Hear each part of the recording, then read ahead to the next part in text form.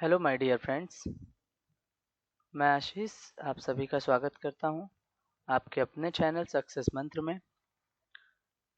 इस वीडियो के साथ हम स्टार्ट करने जा रहे हैं भारतीय संविधान और राज्य व्यवस्था के कुछ वस्तुनिष्ठ प्रश्नों की श्रृंखला को, जिसके अंतर्गत आपको चैप्टर वाइज तरीके से कुछ इम्पॉर्टेंट क्वेश्चंस देखने को मिलेंगे जिन्हें हम कवर करेंगे। और ये सभी क्वेश्चंस आपके लिए यूपीएससी, यूपीपीएससी,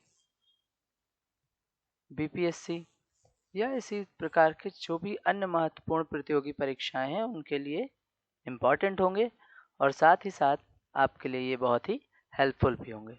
ठीक है, तो चलिए स्टार्ट करते हैं हम अपनी श्रृंखला को। ठीक है, एक सीरीज को। जैसे कि आप सभी जानते हैं, पॉलिटी में पहला जो आपका सेक्शन है वो है, पहला चैप्टर कौन सा है? भारत का संवैधानिक विकास।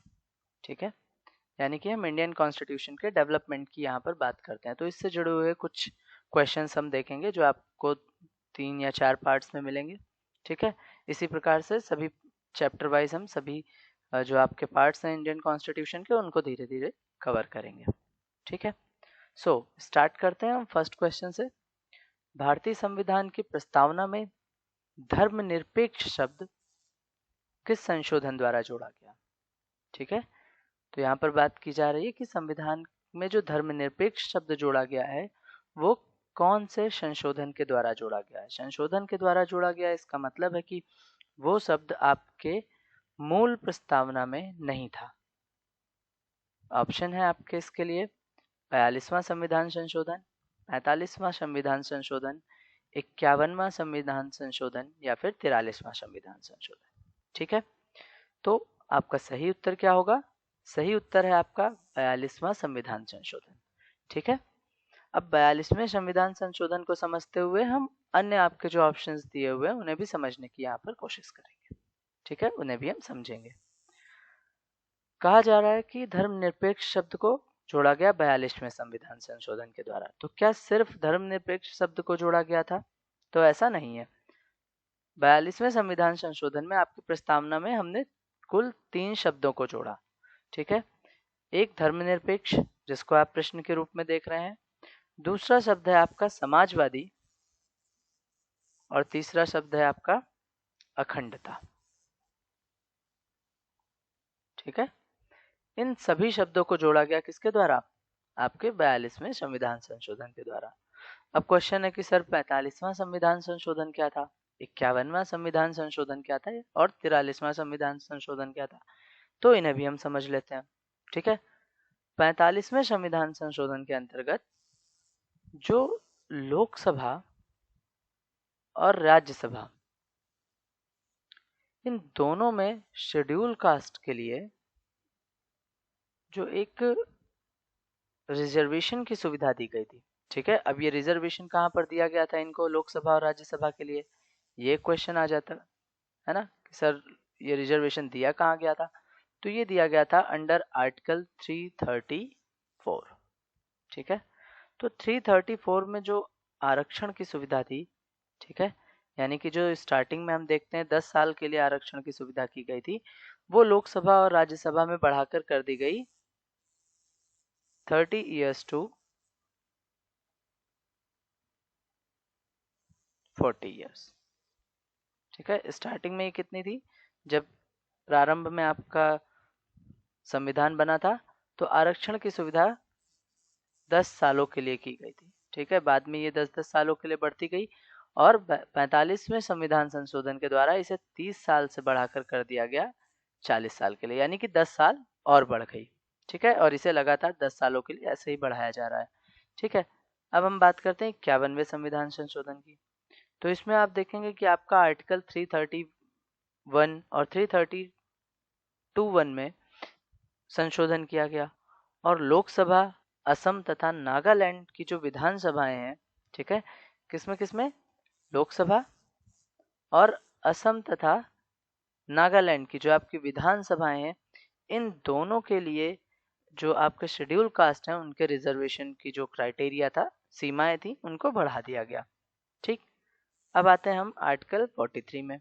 43 क्या था? तो 43 में संशोधन करके आपका जो 42वें संविधान संशोधन द्वारा जो कुछ वर्ड्स जोड़े गए थे आर्टिकल 31 गा में, 32 का में, 131 का में और 228 का में, इनको समाप्त कर दिया गया, इनको निकाल दिया गया। ठीक है, तो ये इस तरीके से आपके सभी कॉन्स्टिट्यूशन में संशोधन किए गए।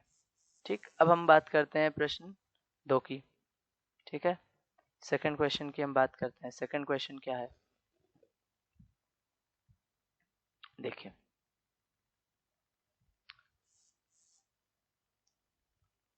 सेकंड क्वेश्चन है आपका कि भारतीय संविधान सभा की स्थापना की गई थी। बहुत ही सरल प्रश्न है, लेकिन कई बार पूछा भी गया है। ठीक है, तो भारतीय संविधान सभा की स्थापना की गई थी, कब की गई थी? तो ऑप्शंस देख लेते हैं हम। ऑप्शन है आपके 10 जून 1946, ठीक है, 9 दिसंबर 1946, 26 नवंबर 1949 या फिर 26 दिसंबर 1949। ठीक है, तो जल्दी से आप सोचिए कब की गई थी, फिर मैं बताता हूँ। तो इसका उत्तर होगा 9 दिसंबर 1946 को। ठीक है, आप सभी को पता है कि 1946 में एक योजना आई थी जिसका नाम था कैबिनेट योजना।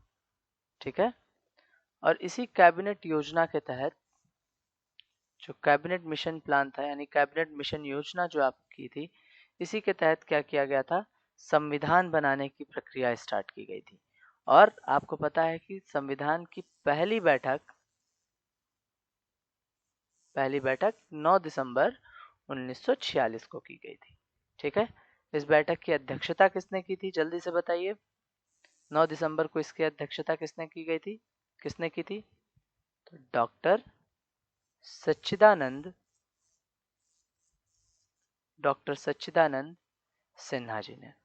ठीक है, जो कि संविधान सभा के एक अस्थाई सदस्य के रूप में संविधान सभा ने इन्हें स्वीकार किया था। ठीक है, इन्हें चुना था। क्लियर है ये बात यहाँ तक? चलते हैं नेक्स्ट क्वेश्चन पे। नेक्स्ट क्वेश्चन है आपका कि भारत एक गणतंत्र है, इसका अर्थ बताइए। ठीक है, भारत एक गणतंत्र है, इसका अर्थ क्या है? तो ऑप्शन है सभी मामलों में अंतिम अधिकार जनता के पास है। दूसरा ऑप्शन बी, भारत में संसदीय शासन व्यवस्था है। ऑप्शन सी, भारत में वंशानुगत शासन नहीं है। या ऑप्शन डी, भारत राज्यों का संघ है। तो यहाँ पर बात किसकी की गई है, गणतंत्र की। ठीक है, तो इसमें आपका ऑप्शन कौन सा होगा, सी, भारत में वंशानुगत शासन नहीं है। बिल्कुल सही बात है, वंशानुगत शासन हमारे यहाँ अब समाप्त हो चुका है। ठीक है, हमने क्या किया, हमने गणतंत्र को अडॉप्ट किया। गणतंत्र क्या है, गणतंत्र उस राज्य का एक सिंबल है जहाँ पर सबसे ऊपर कौन होता है, यानी कि सर्वोच्च सत्ता की अगर हम बात करें तो सर्वोच्च सत्ता किसके पास होती है, जनता के पास होती है। ठीक है, सर्वोच्च सत्ता किसके पास है, जनता के पास है। और जनता के पास अगर सत्ता है तो इसका मतलब क्या होता है कि कोई भी ऐसा ग्रुप नहीं है जिसे प्रिविलेजेस दी गई है, यानी कि किसी भी एक ग्रुप के पास किसी भी तरीके का विशेषाधिकार नहीं है। और सभी सार्वजनिक पदों के लिए अगर हम बात करें तो वो सभी के लिए समान रूप से खुले हुए हैं। ठीक है, यहाँ पर शासन जो होगा वो वंशानुगत तरीके से नहीं किया जाएगा, यानी कि एक राजा का बेटा, यानी अगर हम बात करें हमारे यहाँ प्राइम मिनिस्टर होता है तो प्राइम मिनिस्टर का जो बेटा होगा वो जरूरी नहीं है कि वो प्राइम मिनिस्टर बनेगा। ठीक है, तो यहाँ पर हम क्या देख रहे हैं कि प्राइम मिनिस्टर का बेटा प्राइम मिनिस्टर बने ऐसा बिल्कुल भी जरूरी नहीं है। हम क्या करते हैं, हम हर 5 साल पर इलेक्शन कंडक्ट कराते हैं और उन्हीं के द्वारा ये तय किया जाता है कि अगला शासन किसके द्वारा किया जाएगा, कौन सी सरकार यहाँ पर बनेगी। ठीक है, अगर सामान्यतः हम बात करें एक गणराज्य की, तो एक गणराज्य में सर्वोच्च सत्ता किसके पास है, राष्ट्रपति के पास है। यानी कि राष्ट्रपति वो व्यक्ति होता है जिसे उस देश के प्रथम नागरिक के रूप में चुना जाता है। ठीक, यहाँ तक बात क्लियर है? चलते हैं, हम आगे बढ़ते हैं अपने नेक्स्ट क्वेश्चन की तरफ। नेक्स्ट क्वेश्चन है आपका कि भारत को एक संविधान देने का प्रस्ताव संविधान सभा द्वारा पारित किया गया था। ठीक है, तो ये कब पारित किया गया था? ऑप्शन है आपके जनवरी 22 1946 में, जनवरी 22 1947 में, फरवरी 20 1947 या फिर जुलाई 20 जुलाई 26, 1947 में। ठीक है, तो अभी हमने पहले ही डिस्कस किया कि कैबिनेट मिशन के तहत क्या किया गया। कैबिनेट मिशन जो कि 1946 में आया था, इसके तहत हमने क्या किया, इसके तहत संविधान बनाने की बात की। ठीक है, और इस संविधान सभा की पहली बैठक की गई 9 दिसंबर 1946 को। ठीक है, क्लियर है यहाँ तक। इस 9 दिसंबर 1946 में मैंने आपको बताया कि डॉक्टर सच्चिदानंद सिन्हा, है ना, सच्चिदानंद सिन्हा द्वारा क्या किया गया, इसकी अध्यक्षता की गई, जो कि अस्थायी सदस्य के रूप में स्वीकारे गए। ठीक है, 11 दिसंबर 1946 यानी 1946 को संविधान सभा ने स्थायी सदस्य के रूप में किसको चुना, स्थायी सदस्य के रूप में डॉक्टर राजेंद्र प्रसाद को चुना गया। ठीक है, जो कि आगे चलकर क्या हुए, आगे चलकर भारत के प्रथम राष्ट्रपति भी बने। ठीक है, इसी समय 13 दिसंबर 1946 को नेहरू जी द्वारा उद्देश्य प्रस्ताव पारित किया गया। ठीक है, उद्देश्य प्रस्ताव को यहाँ पर पारित किया गया। ठीक है, इस उद्देश्य प्रस्ताव को जब पेश किया गया 13 दिसंबर 1946 को पंडित जवाहरलाल नेहरू द्वारा, तो इसी को एक्सेप्ट कर लिया गया था। कब, 22 जनवरी 1947 को। ठीक है, इसी प्रस्ताव को हमने एक्सेप्ट कर लिया, और जब आप इस प्रस्ताव को पढ़ते हैं तो इसी प्रस्ताव को हमने प्रस्तावना के रूप में भारतीय संविधान में रखा है। ठीक है, तो हमारा जो मूल है, हमारा जो मार्गदर्शी सिद्धांत है या दर्शन है, वो कहाँ से निकलता है, उद्देश्य प्रस्ताव से निकलता है। ठीक है, तो इसलिए हमारे लिए महत्वपूर्ण हो जाता है, और इसके लिए इसको कब एक्सेप्ट किया गया, 22 जनवरी 1947 को। तो भारत को संविधान देने का प्रस्ताव संविधान सभा द्वारा 22 जनवरी 1947 को पारित किया गया था। ठीक है, क्लियर है ये बात। चलते हैं नेक्स्ट क्वेश्चन पे हम अपने। ठीक है, नेक्स्ट क्वेश्चन पे हम चलते हैं। नेक्स्ट क्वेश्चन है आपका कथन और कारण से संबंधित। इस तरीके के प्रश्न बहुत पूछे जाते हैं। ठीक है, तो इसको देख लेते हैं। कथन कह रहा है भारत संघ नहीं है, और कारण दिया हुआ है किसी भी राज्य का क्षेत्र, सीमा, नाम उसकी सहमति के बिना भी परिवर्तित करने की शक्ति संघीय संसद को प्राप्त है। ठीक है, अब आपको क्या करना है, नीचे दिए गए कोड का प्रयोग करके सही उत्तर चुनना है। ठीक है, ऑप्शन दिया हुआ है ए तथा आर दोनों सही हैं तथा आर ए की सही व्याख्या करता है। दूसरा ऑप्शन है ए तथा आर दोनों सही हैं तथा आर ए की सही व्याख्या नहीं है। ठीक, ए सही है लेकिन आर गलत है, और ऑप्शन डी है आपका ए गलत है लेकिन आर सही है। तो इसको अगर हम ध्यान से पढ़ें तो पहला आपका जो कथन है वो क्या कह रहा है, भारत संघ नहीं है। तो आपको पता है कि ये कथन गलत है। क्यों? क्योंकि अगर आप पढ़ेंगे आर्टिकल फर्स्ट का फर्स्ट, ठीक है, आर्टिकल 1 का 1 जब आप पढ़ेंगे तो इसमें आपको पता चलता है कि इसमें क्या कहा गया है, भारत को राज्यों का संघ कहा गया है।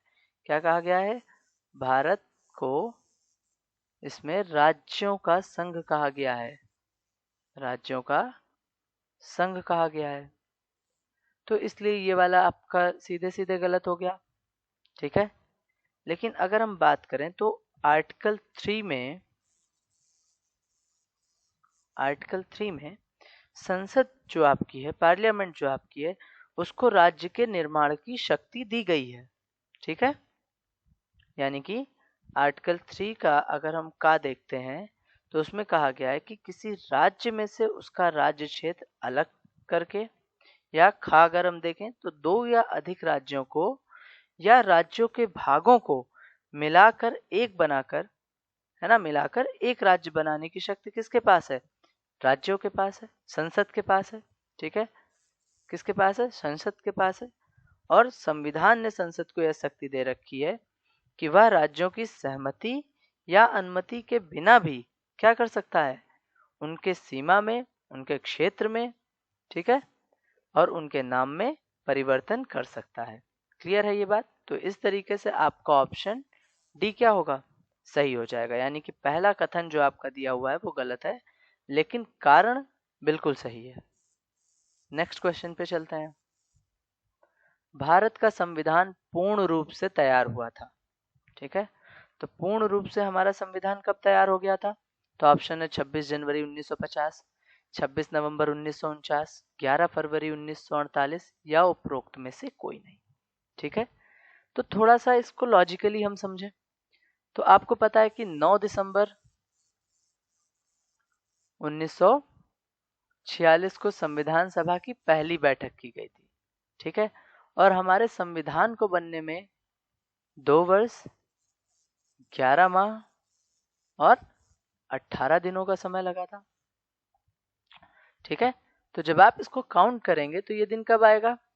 26 नवंबर 1949, ठीक है। तो अगर ये बातें आपको याद हैं तो यहाँ पर आपको रटने की जरूरत नहीं पड़ेगी, ठीक है। तो इस तरीके से हम देख रहे हैं कि 26 नवंबर 1949 को हमने क्या किया था, संविधान सभा ने भारत को संविधान पूरी तरीके से तैयार करके दे दिया था, यानी कि सौंप दिया था। तो फिर अब क्वेश्चन यहाँ पर आता है दिमाग में आपके कि सर फिर हम 26 जनवरी 1950 को क्यों रिपब्लिक डे सेलिब्रेट करते हैं, ठीक है।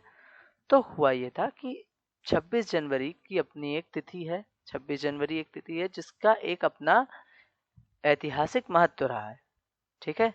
इस वजह से हमने क्या किया कि 2 महीने बाद पूरी तरीके से उसे अडॉप्ट किया और रिपब्लिक डे के रूप में हम 26 जनवरी को सेलिब्रेट करते हैं, ठीक है।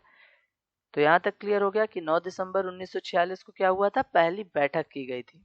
और ये पहली बैठक हुई कहाँ पर थी? आपसे अगर इस तरीके का क्वेश्चन पूछ ले कि पहली बैठक कहाँ हुई थी, तो दिल्ली के काउंसिल चैम्बर के पुस्तकालय भवन में की गई थी, ठीक है, जिसके अस्थायी अध्यक्ष कौन थे? डॉक्टर सच्चिदानंद सिन्हा थे, ठीक है। और फिर उसके बाद 11 दिसंबर को स्थायी सदस्य के रूप में राजेंद्र प्रसाद जी को चुना गया।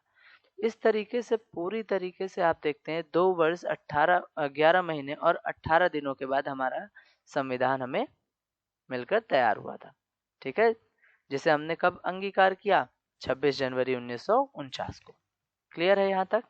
चलते हैं नेक्स्ट क्वेश्चन पर।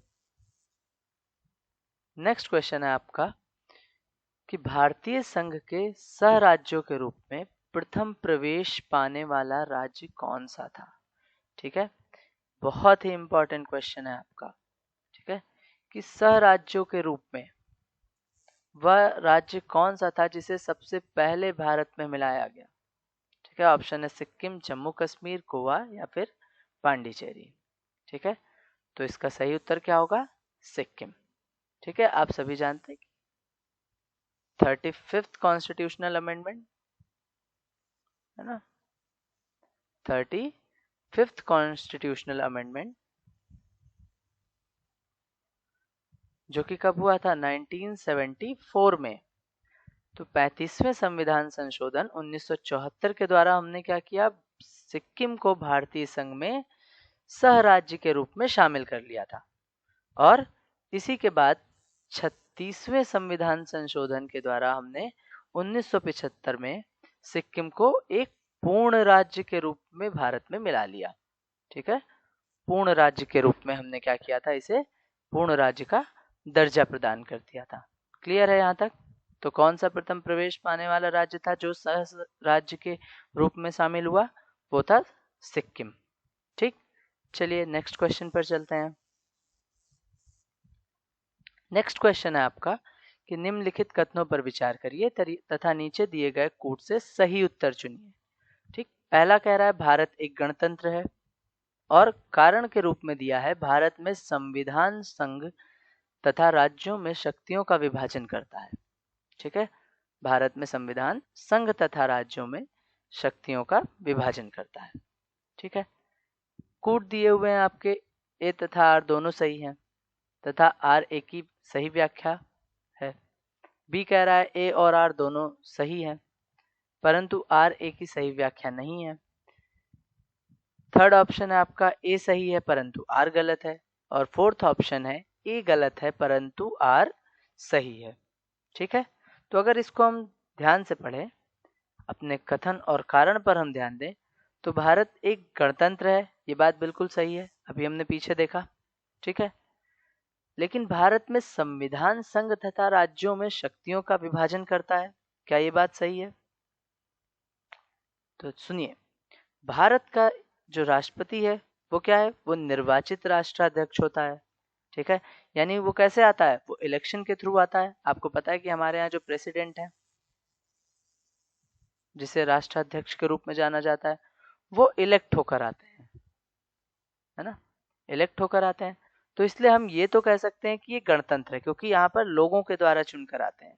ठीक है, लेकिन भारतीय संविधान में अगर हम ध्यान दें, तो भारतीय संविधान की जो 7वीं अनुसूची है, ठीक है, क्या है, 7वीं अनुसूची है, वो क्या करती है, वो संघ और राज्यों के बीच शक्तियों के विभाजन का प्रावधान करती है।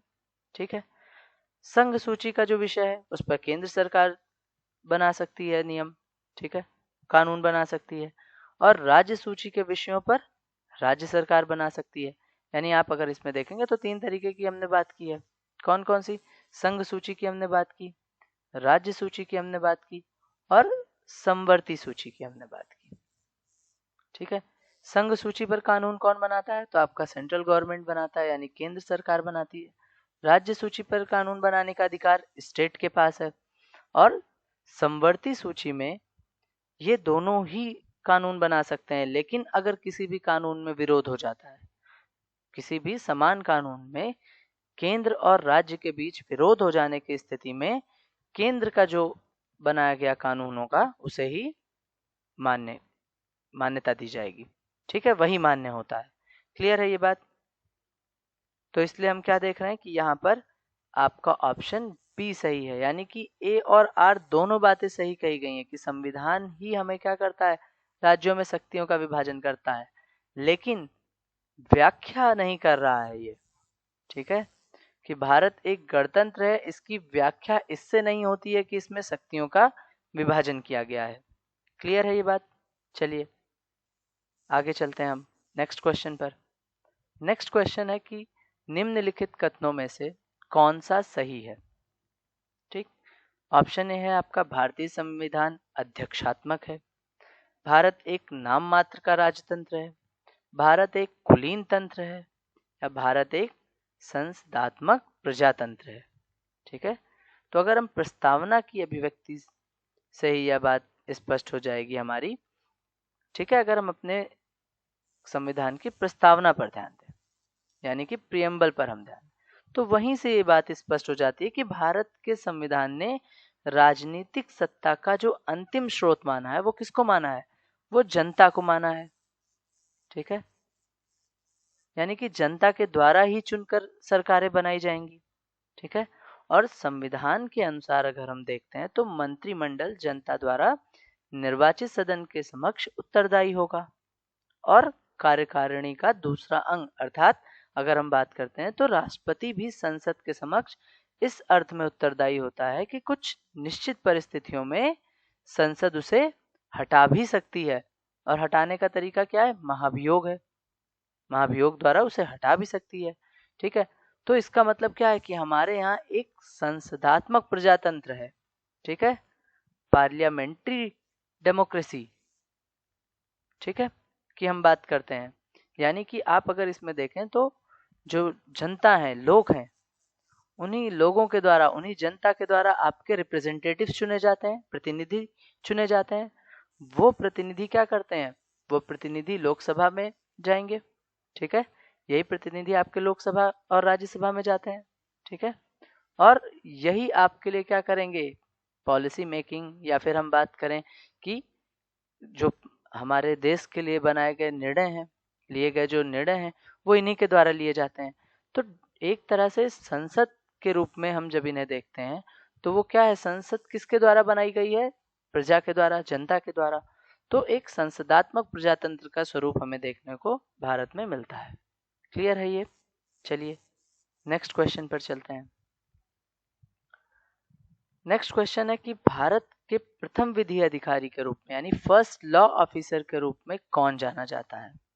ठीक है, अगर हम भारत की बात करें तो उसमें प्रथम विधि अधिकारी फर्स्ट लॉ ऑफिसर कौन होता है? भारत का मुख्य न्यायाधीश यानी कि chief justice of India, Bharat का विधि मंत्री, भारत का महान्यायवादी या फिर विधि सचिव। ठीक है, तो ऑप्शन कौन सा सही होगा? भारत का महान्यायवादी यानी कि सॉलिसिटर जनरल। ठीक है, ये क्या होता है? ये भारत सरकार का सर्वप्रथम विधि अधिकारी होता है यानी कि लॉ ऑफिसर होता है। ठीक है, अगर हम बात करें तो इसके बारे में कहाँ पर बताया गया है? तो इंडियन कॉन्स्टिट्यूशन का जो हमारा भारतीय संविधान का आर्टिकल 76(1) है, इसमें क्या कहा गया है? इसके अनुसार महान्यायवादी की जो नियुक्ति है वो राष्ट्रपति करेगा। ठीक है, और आर्टिकल 76 का 4 अगर हम देखते हैं तो इसके अनुसार राष्ट्रपति के प्रसाद पर्यंत वह अपना पद धारण करेगा। ठीक है, इसका मतलब है कि जो भारत का महान्यायवादी होता है वो मंत्रिमंडल का सदस्य नहीं होता है। ठीक है, जबकि अगर हम कंपैरिजन करें इंग्लैंड से इसको तो हम देखेंगे कि इंग्लैंड में वह मंत्रिमंडल का सदस्य होगा, लेकिन भारत में ऐसा नहीं है। भारत का जो महान्यायवादी है वो मंत्रिमंडल का सदस्य नहीं होता है, लेकिन उसे किसी भी सदन में, ठीक है, यानी कि पार्लियामेंट के किसी भी सदन में, लोकसभा अथवा राज्यसभा, किसी में भी, ठीक है, उसे बोलने का अधिकार है, उसे बैठक करने का अधिकार है। ठीक है, बोलने और बैठक करने का अधिकार है, लेकिन उसे मत देने का अधिकार नहीं होता है। ठीक है, आर्टिकल जब आप 88 पढ़ेंगे तो आप देखेंगे कि इसको वहां पर वोटिंग राइट्स नहीं है, लेकिन वो वहां पर यानी कि संसद के किसी भी सदन में बैठक कर सकता है और बोल सकता है। ठीक है, और अगर हम और बात करें आर्टिकल 105(4) की, तो हम यहाँ पर देखेंगे कि इस संबंध में जो महान्यायवादी है आपका, उसको वो सभी अधिकार प्राप्त होते हैं जो संसद के सदस्य को होते हैं। ठीक है, संसद के सभी जो सदस्य हैं, संसद के जो सदस्य हैं, उनको जो अधिकार प्राप्त है वो सभी अधिकार भारत के महान्यायवादी को प्राप्त होते हैं। यानी महान्यायवादी भी उन्हीं अधिकारों के साथ संसद में जा सकता है। सिर्फ उसे एक राइट कौन सा नहीं होता है? उसे वोट देने का अधिकार नहीं होता है। ठीक है, आर्टिकल 88 के अंडर वो वोट नहीं दे सकता है। ठीक है, क्लियर है यहाँ तक? तो इस तरीके से हमने आज कुछ प्रश्नों को देखा है। ठीक है, लगातार आपको इसी तरीके के प्रश्न मिलते रहेंगे, चैप्टर वाइज हम प्रश्नों को करेंगे। जैसे अभी हम भारत के संवैधानिक विकास को देख रहे हैं, संविधान का जो विकास हुआ है हमारा किस तरीके से, उस पर हमने कुछ क्वेश्चंस किए हैं। अभी इसके आपको 2-3 पार्ट्स और मिलेंगे जिसमें हम लगभग उन सभी प्रश्नों को कवर करेंगे जो आपके इस टॉपिक से रिलेटेड है। इसी तरह से आपको चैप्टर वाइज लगातार क्वेश्चन मिलते रहेंगे। क्लियर है ये बात? लेकिन इसके लिए आपको क्या करना है? इसके लिए आपको इस चैनल को सब्सक्राइब करना है। अगर वीडियो पसंद आती है तो लाइक करिए, शेयर करिए और बेल आइकन जरूर प्रेस कर लीजिए ताकि आपको आगे आने वाली वीडियोस इसी तरीके से मिलती रहे। ठीक है, चलिए, तब तक के लिए ध्यान रखिए। वीडियो को देखने के लिए थैंक यू सो मच। फिर मिलते हैं, टेक केयर।